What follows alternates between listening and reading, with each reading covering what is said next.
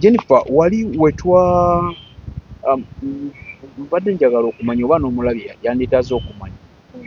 Olaba endongo eno muyingira endongo oluusi lwaffe tubamanyi bannaffe abasinga bawaayiriza nnyo kyaki yatandikira mu kyaki biki naye olwokuba olina history y'omugenzi Kato Lubwama we don't know omusisinkano otya Kato Lubwama because episode eyaggwa watulaga nga Kato Lubwama ye yakukwatako kituufu. Okuyingira music ne Katemba nali nkyasoma ku Kireka CU, Kireka High School, nagiyita Kireka CU, Kireka High School. Then waliwo ekibiina bakiyitanga Capital Drama Actor. Omwami oyo yafa, mwabeerangamu omwami Kasodde Bire, bategeka ekivulu ku Black Pearl. Black Pearl yali ebeerawo we muyita kati wa Kisekka. Ngenda nesugenda yali hoide ntula ku muzannyo gw'aba Capital Drama Actors. Twa omuzannyo gw'aba Capital Drama Actors naye nga njagala nnyo okuzannya kuba kusoma nze nali nga nzannya era nga ntendeka ne bannange okuzannya n'okuyimba. Ku ssomero walinga okola ebyo Nga mbikola, yes. Kuba nze n'okusoma kwange okusinga nasomera ku basali za kuyimba na kuzannya Katemba. Kati wetugenda okulaba omuzannyo waliwo omwami gwe namiitinga ku Black Pearl bamuyita Believer Mutebi naye muwandiisi wa firimu ne Katemba. Mukwano gw'omukulu gwe bayita Kose MC. Ne mbaga njagala kuzannya Katemba. Bire na Believer n'aŋŋamba hey kale ojja kujja wano ku Black Pearl otandika okuzannya. Kati ekirungi yali holiday ne nsaba ne ŋŋenda. Bwe ŋŋenda okurihasinga ne ŋŋenda ku stage okurihasinga nga bampadde part. Nali nkyarihasinga ndowooza eddakiika zaalinga 15. oli ku Black Pearl? Nga ndi ku Black Pearl. Mwami Kato Lubwama saamanya nti ali mu audience. Yes. Naye nga ebiseera ate bali ku Bat Valley. Naye ku Bat Valley wali auditions nga baagala abaana abamanyi okola ki? Okuzannya. Bwe yandaba n'agamba Believer mumpitire omuwala oyo. Nampita nenjogera naye nambuuza obeera ne munnyonnyola Katemba amutandika ddi ne mugamba ntandise leero ebya ddala mbadde nzannya ku ssomero. Naŋŋamba obeera wa? Nti mbeera waka bwe wati ne bwe wati. Naŋŋamba kale. Ida Kato Lubwama mukulaba wali ukyali waka? Yes. Mu bazadde bo? Yes. Nga mbeera Kireka. Otyo. Kaakati ne bafuna olunaku ne bajja ne boogera ne anti wange gwe nali mbeera naye. Kati ekirungi nti mwami Kato agenda okujja okunsaba. Omukyala gwe yasangawo ng'amumanyi. Mwami Kato okunsaba? Yasangawo omukyala ng'amumanyi. N'ayogera naye nga bonna bali mu industry emu ya music na Katemba. Nansabayo ne ŋŋenda ne nnyingira Diamonds Ensemble ne tuzannya omuzannyo. Twasooka kuzannya by the way na firimu gye baali bayita London Shock. Ogiwulirako? Nagiwulirako. N'atugere ne tutandika London Shock. London Shock. Yes. Ne tuzannya omuzannyo baali baguyita Ennyonta. Ozannya naani? Mu Nnyonta. Ennyonta eyo yali nkambwe nnyo ndowooza teddangamu na kuzannyibwa wano. Mwe mwali Nnyonta ni yagwana. Bagiwandika babiri, mwami Ashraf. Ashraf ne Uncle Kato. Ennyonta twalinamu Sheila Nvanungi, Anne Maria Natabi, Farida Loda. Anne Maria Natabi era sibanga bawulire ku NBS, is it NBS ne ku CBS? Essaawa eno baŋŋamba ayimba mu kyaki. Mwalimu mwami Nsirikidde, Bosco Lubwama, Jose Senabulya, Nakakawa Agnes, Lucy Wanyana, mwalimu basita kaŋŋambe abazannyi ng'otuuka mu muzannyo naawe n'okkiriza. Mwalimu Nakato Babula, twalinamu n'omuwala aba yagenda bweru. Mwalimu ne Hadija, baali bangi nga oli mu kintu nga ddala kyogenda okulaba nga naawe kyogenda osasuliranga kyakabi. Tuzanya ennyonta yakola nnyo ne bazannyawo awo ne baddamu awo omuzannyo baali baguyita bakusimba mu ddwaniro saaguzannya muzanyirawo Bativale ogwo saaguzannya. Kati Anko Kato bategeka okuleeta Lucky Dube Nakivubo yali Nakivubo. Kati jjukira ebiseera ebyo ffe twalimu abawala abalabirwako abakabi abakabi ng'osaza kiramu ekitole yo twagifunakoko gamba wali osaza kiramu era nkuga nti yeffe abamu abawala abayaniriza Lucky Dube ku airport abamukwasa ekimuli babawa sente ebiseera twali tetufa ku ssente sijjukira nga mufa kimu kyakubeera mu kamera sijjukira oba baatuwa naye nze kimmanyi happiness zammwe zakuba kati ngaawo mwaniriza Lucky Dube kasita baatunula ne bagamba Sheila nva nnungi Jennifer Akero mwe mugenda okwaniriza bannaye nga oyinza okusula nga weebase omanyi kyekitegeeza okwaniriza Lucky Dube ku airport.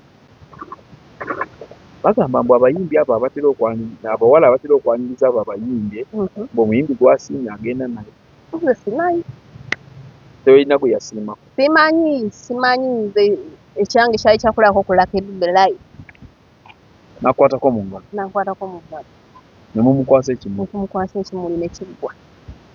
Katolo bwamabe bateeka Lucky Dube yes mwami Katolo Anko Katolo bwamabe bategeka Lucky Dube n'omwami Ketty Kavuma. Mwami Ketty Kavuma omumanyi omwami oyo yali w'amaanyi nnyo era kale w'amaanyi nnyo naye omwami oyo yali w'amaanyi nnyo mu industry ya music nti ekibiina kye yatuulangamu tekyasigalanga kye kimu era ebiseera ebyo mwami Ketty yali manager wa Diamond Production bonna era bwe yabeera mu Diamond Production tewali yali agirinyamu. Bwe nnyingira Diamond z'ensembo ne Diamond Production nembeera mu katemba okumala akabanga kuva ku Bativale ng'eyingiddemu obuzibuzi ebitugenda kukupa theatre. Awo okonyeko ku Sheila nva nnungi nga oli naye olwo muzannya mwenna gwe naye ani yasooka okuyimba? Nze ebya music alimu ssente ye yansooka naye music omuntu nti ayimba nyinza okuba namusooka kwanza yasooka okuyimba nga ndi mwana muto naye ne Sheila yangambako nti yatandikira mu kyaki ayinza okuba naye yatandika mwana muto naye ekyokutandika music wakufuna ssente mu music Sheila ye yatusooka kuba tutali tukyazannya mu Diamond nga ye ayimbye Doctor. Doctor yali yitye awo tuva ku Bativale tugenda kukupa theatre. Tokoddemuko kati wali muva ku airport mututte Lucky Dube mwamutwala okutegeera kwange awo twakoma ku airport we twamala okukwasa ekimuli naye ne tumubuuzaako ebifaananyi we twakoma omulabako nziramu omulabako nga tuli ku show Nakivubo mwasasula ffe ate nga Diamond yategese nga tetusasula tetwasasula twalina gundi yaffe baasi yatutwala ne tuteeka mu kisaawe Diamond be baali bakateneriza ne basookawo ne bayimba omugagga n'atandika okuyimba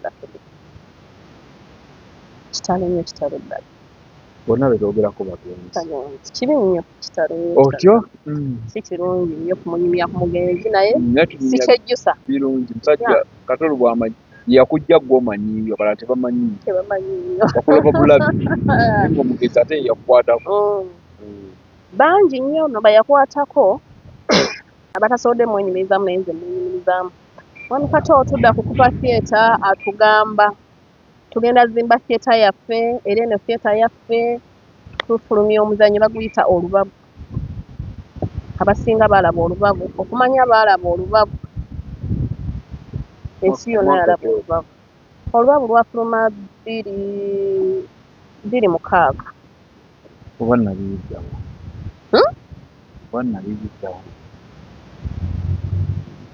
biri abiri mu mukaaga bbiri mukaaga abiri mukaaga kiri mu maaso oba 16 alina kuba bbiri mukaaga 26 awo olina emyaka emeka Akelo? bbiri mukaaga sindako bbiri ena bbiri etaano bbiri mukaaga yali bbiri mukaaga bbiri musanvu yeeyo eky'emyaka kireke maama ayinza okuba yafa tankufunidde birth certificate kati tuteebereza buteebereza naffe netugyeteekako tewesiba nnyo ku kyamyaka ky'emyaka amaki tewolazigambe nange mpeza 27 it is okay tuyingira tubeera ku faama ab'emikwano tuzannya omuzannyo gwaffe ensi ejja neeraba omuzannyo tumala okuzannya omuzannyo olubabu gwanyuma nnyo ensi nalowooza ku kufumbirwa wamma wakati oli mu katemba tuzannya olubabu katonda atuwa omuzannyo baguyita akalabba naye nga kajuzi mu kalabba wono balutalimiramu n'omuzannyo tuzannya akalabba ku Pride Theatre tukatutte ku kupa ensi eraba akalabba nze we nalabira nti omuntu asobola okuzannya omuntu n'asiima twazannya akalabba MTN netugula ssente ezo simanyi naye tugenda tukazannyira Nakivubo ensi yonna eyingirire bwereere eraba akalabba MTN nesasula Diamond ssente netuwa ne promotion z'okugabira abantu amasimu netuwa buli kimu tutwala akalabba Nakivubo ensi ejja Nakivubo ku bwereere eraba akalabba bantu bayingira ensi yalaba akalabba naye nga buli afuluma akakasa ensi kyeki era Diamond kyeki akalabba ni yakawandiika ajashobora kusemwogere n'omusajja oyo tujje tumukyazeeko ndowooza mulaba nnyo alina waatera okubeera ku naye ndowooza kubanga alina ebyafaayo alina ebintu by'ebyobufuzi by'amanyi alina ebintu byakatemba kubanga muwulidde bamukootingako nnyo ani yawandiika akiraafu ani yatendeka akiraafu balinga nnyo ne Katolubwamu era abaami abo bwe baabeeranga waavangawo omuliro oba omukka twagamba wali omukka tewabula muliro we baabeeranga ababiri bati tebasobola kubeera wantu ssaawa nga tebakozeeyo omuzannyo oba luyimba at least si be bantu bebaga nti baatuulanga ne banyumya bunyumya bwe baatuulanga nti tugenda kutuula omukulu n'omukulu tulemu banyumiza eddakiika 10 dakiika eziddako giba luyimba oba muzannyo tuzannya akalabba ensi yonna enyumirwa akalabba naye akalabba ate nze ke kanviirako ova mu Diamond ate ntya akalabba kekakuviirako kuva mu Diamond akalabba kozanyi ne babagula naawe n'owulya nga oyagala anti wetwazannya akalabba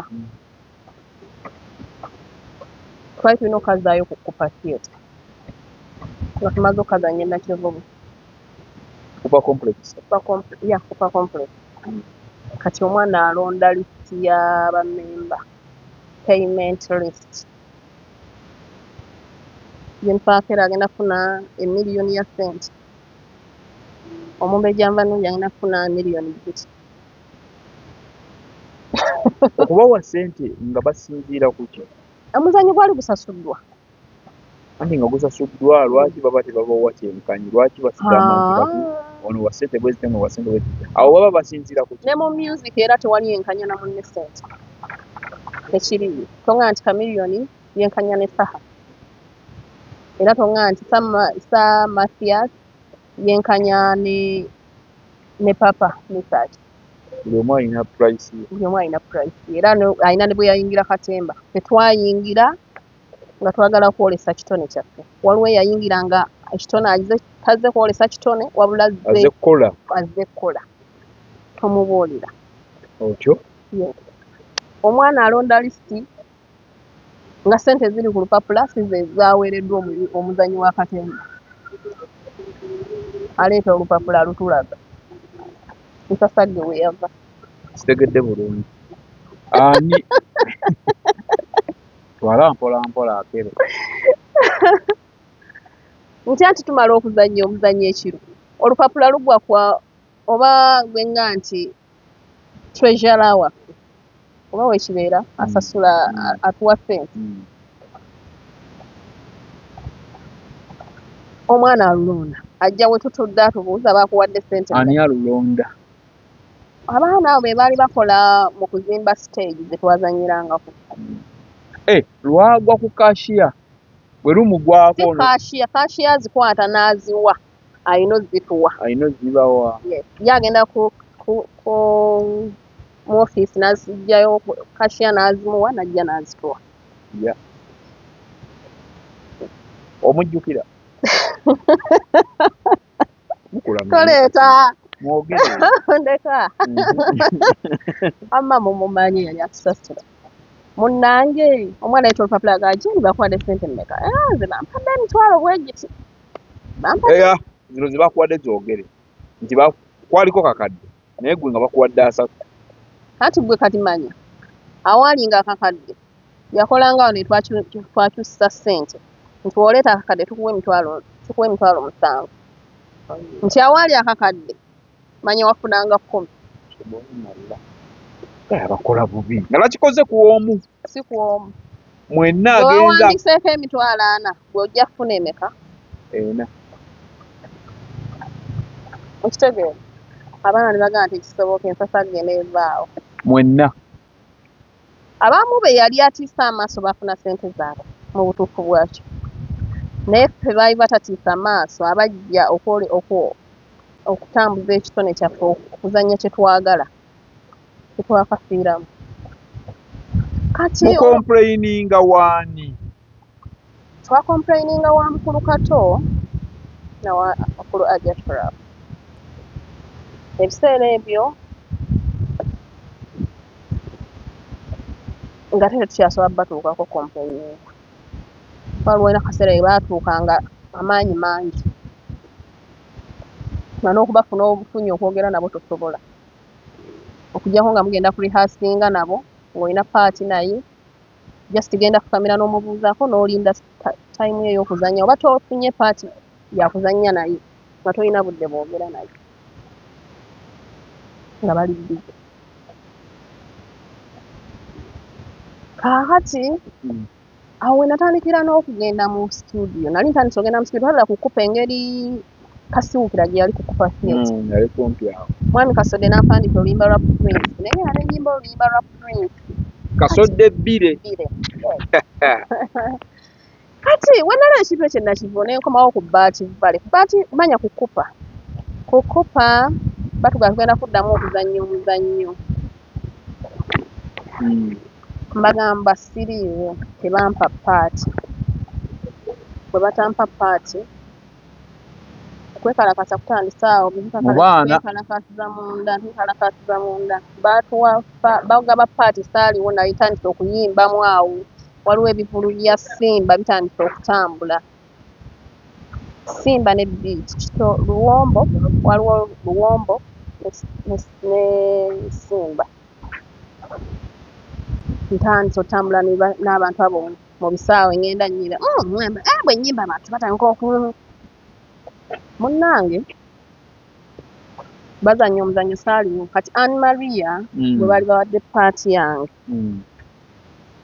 kuba nali siriwo ne bagiwa Anne Maria Anne bw'azannya simanyi naye kyamubagula n'abagaa siriiwo amukulu Joseph Senawulira nga nkubira ngamba afuna costume ogenda azannya ekifo Anne kyabadde azannya nimbaga okay it's okay wendi nga azannya wiiki esooka obuzibu nno nga bunajja so ekivulu kya Simba wiikendi ejja kiri nakivubu siyimbangako nakivubu bya serious mbadde nzannyirayo naye mbadde kuzannyanga siyimbangako nga nze nsubwe platform ye nakivubu mbu ngenda zannya ku kupa taata nkugamba nti wiikendi eddako sajja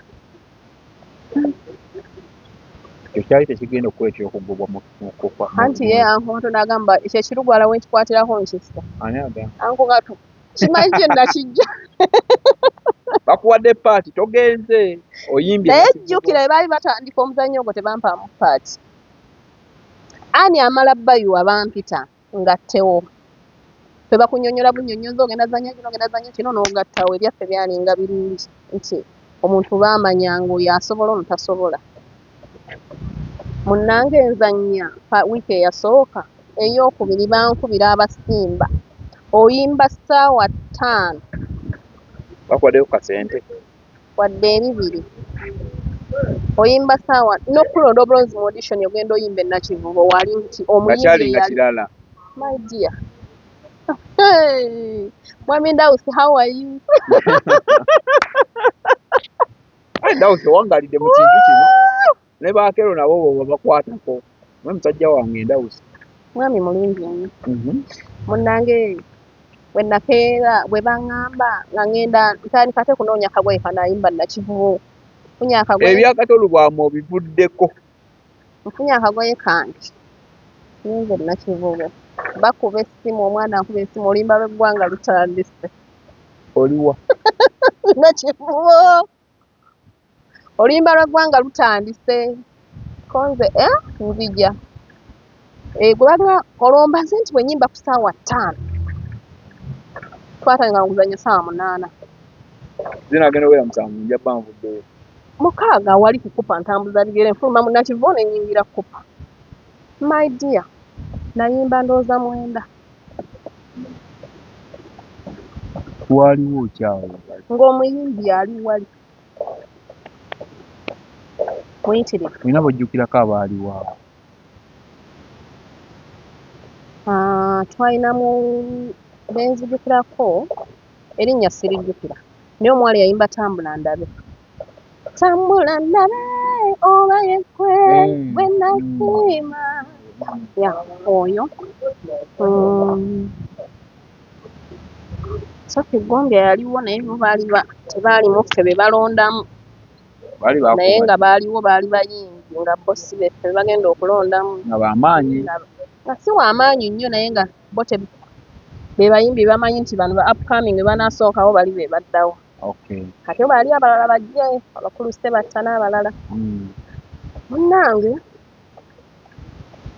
mala okuyimba ennakivubo n'essanyu lyange byonna abaana bankubira anko kato kakwatako akuse anko kato kakwatako akuse konze ogenda ku bativale nkubwe n'omusajja genda linnyayo awo nga mbeerawo nga ntandika kamusiki kange mpola ngenda ngula ennyumba zange katemba omuvaamu mpola kati baamanya nti tukuze kiri kyavaawo ankato yamala n'ansonyiwa baamanya tukuze ne bawandikayo omuzannyo gw'abastars ne batuyita netugenda netuguzanya ne baddamu ne bakola ekivulu ng'agasa abayimbi ne bannakatemba n'atuyita nga atawo ate nga tugenda nga bamasinale kyayagala kitone kyatambuza kitone nga bamasinale n'atuyita netugenda netuzanya akasente awo nga kasasulirwa ddala awo osooka nakubuuza anko nkolera mmeka wani maama awo levo watuukawo ko ng'obuuza ompa mmeka anko tugenda kuzanya naye mmeka nga nja kuwayo 5 kati obuzibu ne bujjawo ne bafunamu obuzibu ankukato n'atambula ne Ajashraf n'atambula kati ankukato n'ateeka omuzannyo ku TV ate ne Ajashraf n'ateeka omuzannyo ku TV muzannyo ki gwe twatwala ku bukedde olwobukedde bagiguddewo Suubi kati abaana tweyawulamu ani agende wa Katani agende wa Katani agende wa Ajashraf twagenda wa Haji mwenna ffenna tweyawulamu abamu ne bagende wa Ankato abamu ne bagende wa gy'owulirira emirembe tugende wa Ashraf jukira ali bukedde eguddewo oli akugamba nti tugenda teeka omuzannyo ku bukedde naawe ng'olaba kiri kirina kyekikola ki kyekikwongerako nga tugenda tuzannya Essuubi Katonda atuyamba Ssuubi yalabwa twamuzannya bulungi ensi yonna nga buli lwempita mpaayo omutwalo nazannya karakita bambi ensi n'ensimba ku muzannyo gwa Ssuubi ku TV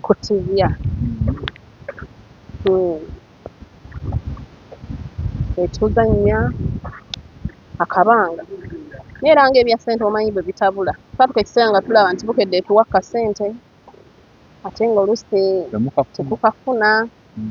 Netugamba kati tumalira obudde mu katemba. Jjuka katemba oyo mukuuma ng'oli waggulu, oyambala bulungi, olina okufaanana bulungi mu kamera. Maintenance nga tetukyagisobola. Ntugamba waayi Akeero ddayo mu musical. Awo ate ne Agi ne mmuddukako nsooka nzirayo nenzirayo mu music wange ne nkuba endongo yange. Paka kati ndi mu ndongo. Big Brother Uganda, Jennifer Akeero emboozi ye empanvu ate oyinza muyamba nemanyira omugezi Katolubwamu ajakirako omugezi Kingi kati ate naye omuleezi. Nyina kinjagala okubuuza, abakulu bano bwe mwalinga mu katemba kino mpozi mwewaggulanga bwewagguza okuyimba boti like mwalinga osobola omugamba nti njagala kuyimba munakkiriza oba tebakibayinganga ekyokugatta ebitone bino nga bw'oyimba bw'okola katemba? Tebakiina buzibu kubanga kiwawuliranga osobola ogende wa Uncle Katono kimugamba luli emabega nga kyali ku Bati Valley nga tannaba biva eno kukupa. Bwekiwawuliranga ng'osobola ogenda n'okimugamba nti Uncle Katono nawandiseyo akayimba kange katambula bwe kati. N'agamba towandika bwoti bitagombye ajje wano. N'akuyitira omunaga ayita Believer Mutebi yita Kose ne bajja n'agamba ono muyambeko wano ne wano ne wano mumaliriza mujje mu ofiisi tulabe. Tebakiina buzibu. Obuzibu bwalingawo nti bakwetaage nga toliiwo. Walinga obuzibu bwabwe nti nakyo kyatuyambako erudda okuteekamu empisa n'abaana baffe tukisobola obbateekamu empisa nti omwami Katolubwama ne mukulu Ajasha Ssemogerere Katemba owaabwe yali wa mpisa ne music nti baateekawo amateeka mu gurupu nga si nkakali naye nga gakuteeka mu shape naawe n'ofuluma nga ddala bagamba oyo omuwala azanyira mu Diamond Enkembo, oyo omuwala muyimbi wa Diamond Production nga ddala okakasa. Si bye bino tugenda kubanga ennaku zino ogenda mu ndongo okukuba endongo eyo mu byalo n'obuuza ono muyimbi oba. Naye ku bayimbi abayitako mu mikono gy'abaami abo era bw'obanoonyereza ennyo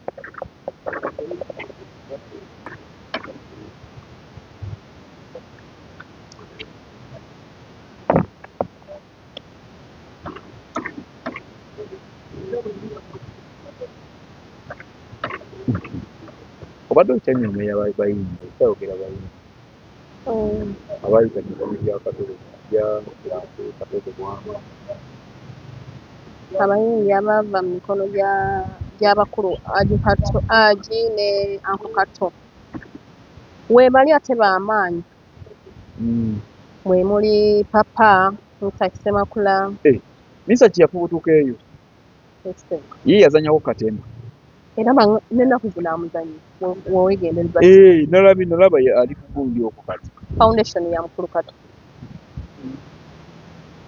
Omukulu Mayinja yazanyako katemba, omukulu Ajaroda Mubiru,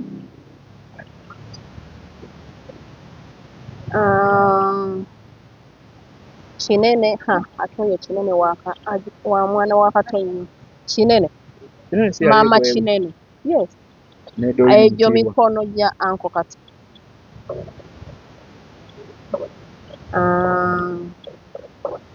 Nannyini Mabaluwa Rebecca Jingo, Dorine Mutiibwa, Sheila Nkanungi, amannya gambuzeemu naye nga gwe kyoba omanya nti abayimbi ba bandi by the way Betty Mpologoma mikono gya Uncle Kato. Uncle Kato by the way yatuuma ne Betty Mpologoma erinnya eryo lyalina obadde tokimanyi. Betty Mpologoma ye yamutuuma erya Mpologoma lwaki ajja kunnyonnyola Betty Mpologoma. Banaye waliwo omwami bamuyita Kabenge, is it Kabenge? He's a good writer. Bonna abaana ba Diamond. Muganda wa Betty Kaibe Nasolo. Gwe buli muyimbi gw'omanyi nga muyimbi wa bandi wano omulungi yayitako ewa mukulu kato gwe gwomanyi nga muyimbi wa bandi omulungi Akero njagala ontangazemu katono nga tumaliriza ogambye Ajasha Semwogerere yali Katolo Bwama mu Katemba bazze batambula bakola batya oyo omwami sikyamuwulira nnyo Katemba yamuvaamu bayire mulaba nnyo mu bintu ali mu byabufuzi Katemba teyamuvaamu akyamulimu naye lwakuba nti agyo n'okuva edda twazanyiranga Katemba muntu wa byankyukakyuka ng'ayagala nnyo ebyobufuzi ebyo awagira Kyagulanyi kati musajja wa mulaba mugoberera nnyo yali muntu wa byankyukakyuka era nga mwe mubeera awo nga Anko Katonga amugamba nnyo munnaye no wandiggye Katemba mu byobufuzi era obawulira bajja Katemba mu byobufuzi agyo ono Katemba si byabufuzi naye nga era ye yavanga eri nga agezako okulaga nti bannaye mukole kino ensi erina okutambula bweti ne bweti okuva dda yali musajja wa nkyukakyuka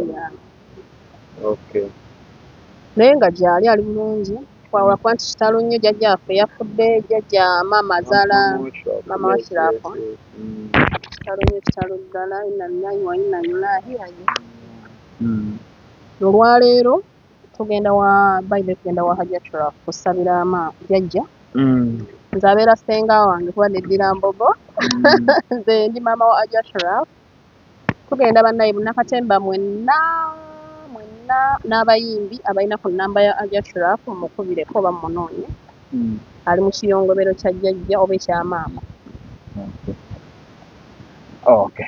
nsaba osibire Bannayuganda Abannayuganda saagala nnyo basibula njagala kaseera mbeere wano nga njogerako nabo nja kubeerangawo neetaaga okwogerako ku music paka last bamita Jennifer Akero yasitibwa tuyitamuko mu bintu abadde tuyitamuko mu ngeri gyayingiramu Katemba n'endongo abayita mumanyi muyimbi wa nnyimba za Nikolo era ezimu ku nnyimba ze zolaba ennyimba ze za Nikolo nnyimba ze ennungi oli wadde mbomukontakitinga ekisinagiro akumatako mutambera ejjamaalo tujja muzzamu okutegeddako twongere okunyumyamuko naye Ssaabasajja Kabaka wa Buganda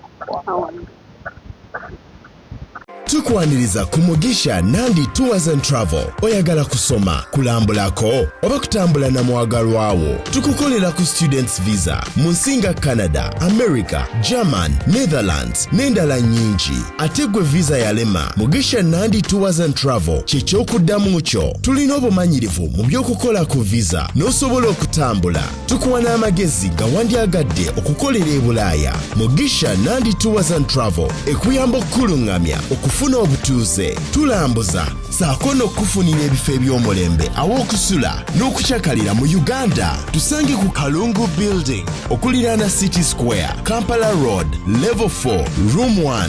Okumanya ebisingawo tukubireko. Tekyabadaza ku Masaka Road, Kiwawu ku Mityana Road, Busunju, Baka, Mende Kohima Road, Bombo Road, Gayaza Busiika, Gayaza Kayunga n'okwetulula Mukono yonna saako mu bitundu bya Uganda eby'enjawulo. Basoloza amayumba g'abapangisa era nga bazimba n'okuwa pulaani z'amayumba. Ssentale be bokka abakulaakulanya omuntu wa wansi n'okumuzzaamu essuubi.